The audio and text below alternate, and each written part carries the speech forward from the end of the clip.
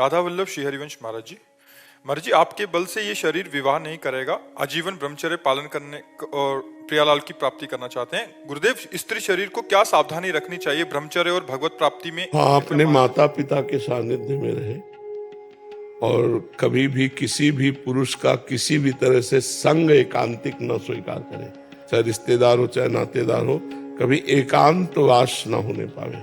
सबसे पहली बात, अगर घर में कोई नहीं है तो हमें किसी से नहीं मिलना, चाहे मेरा पूज्य से पूज्य, चाहे वो वृद्ध हो चाहे जवान हो चाहे कोई भी हो, प्रथम बात।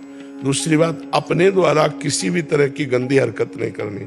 मोबाइल में गंदी बातें देखना, अपने शरीर से कोई गंदी चेष्टाएं स्वयं अपने आप में करना, फिर वो तो नाटक नौटंकी बना रहेगा, फिर उससे कोई लाभ नहीं मिलेगा। और आहार बड़ा सूक्ष्म करता जाए, क्योंकि ब्रह्मचारी को ब्रह्मचर्य पचाने के लिए भोजन कम पाना चाहिए।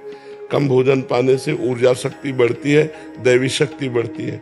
और कम से कम 2 घंटे आसनों में बैठना सीखे।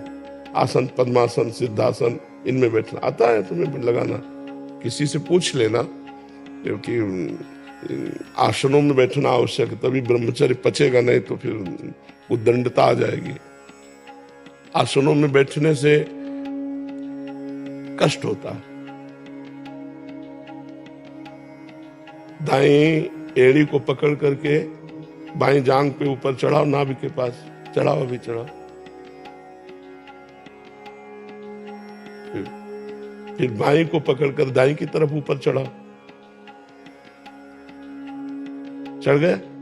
दोनों ऐसे हैं, देखो इसे कहते हैं पद्मासन। अब दोनों हाथ रखो ऐसे और सीधी हो जाओ। 5 मिनट, 10 मिनट, 15 मिनट, धीरे धीरे ऐसे बढ़ाना। जितना कष्ट हो उस समय सोचो मैं शरीर नहीं हूं, चुपचाप शांत ऐसे अभ्यास करो, ठीक है? पहले इतना करो, फिर आगे होगा तुम बताएंगे।